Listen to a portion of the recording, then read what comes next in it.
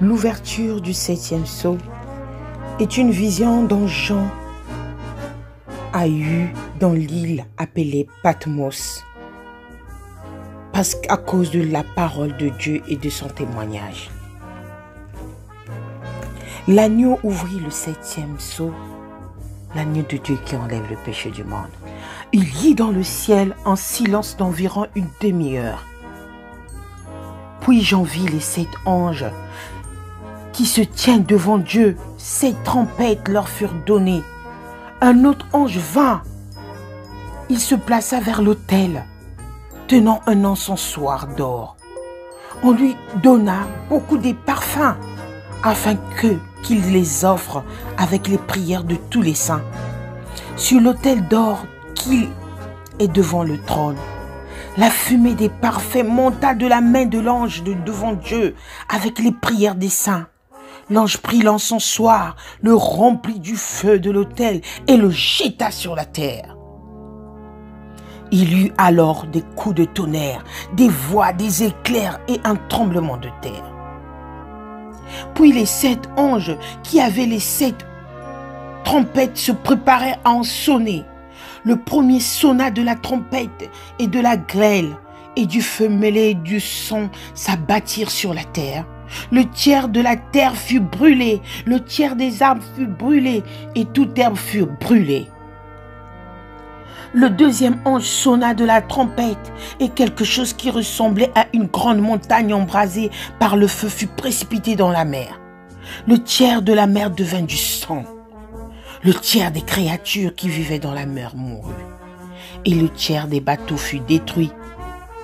Le troisième ange sonna de la trompette, et du ciel tomba une grande étoile qui brûlait comme un flambeau. Elle tomba sur les tiers des faibles et sur les sources d'eau. Le nom de cette étoile est absinthe.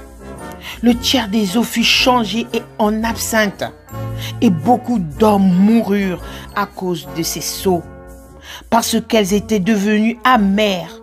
Le quatrième ange sonna de la trompette, et le tiers du soleil fut frappé, ainsi que le tiers de la lune et le tiers des étoiles, de sorte qu'ils s'obscurcirent d'un tiers. Le jour perdit un tiers de sa clarté, et la nuit de même. J'en regardais, et entendis un aigle qui volait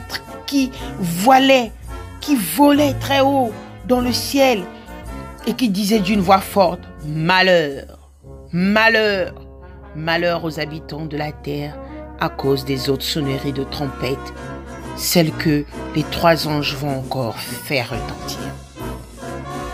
Le 7e sceau révèle une nouvelle série de fléaux divins. Avant la venue de chacune de ces catastrophes, un ange souffle dans une trompette. Ces jugements sont donc appelés les 7 trompettes.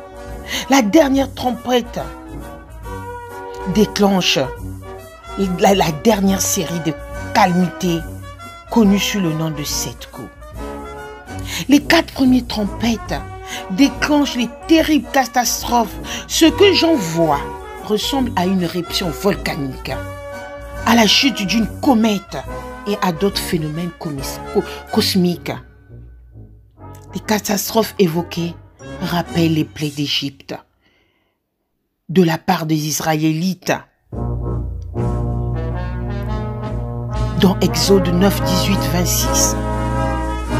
Eau changée en sang dans Exode 7, 14, 24. Eau non potable dans Exode 15, 23. Et l'obscurité dans l'Exode 10, 20, 21, 23. Les 3 dernières trompettes sont annoncées avec un triple malheur. C'est un cri de frayeur. 7 passages de l'Apocalypse expriment ce malheur. Il contrebalance les 7 textes de l'Apocalypse qui déclarent les gens heureux. Frères et sœurs, soyons prudents. Soyons prudents. Soyons dans la prière. Demandons le discernement, l'intelligence, la sagesse. Car là-haut, dans les cieux, Dieu nous voit. Ce que Jean a prédit arrivera. Certains signes sont là, mais soyons prêts, soyons prudents. Avant que le 7e sceau soit déclenché par l'agneau de Dieu qui enlève le péché du monde. Passez une bonne journée. Que la grâce de Dieu soit avec vous.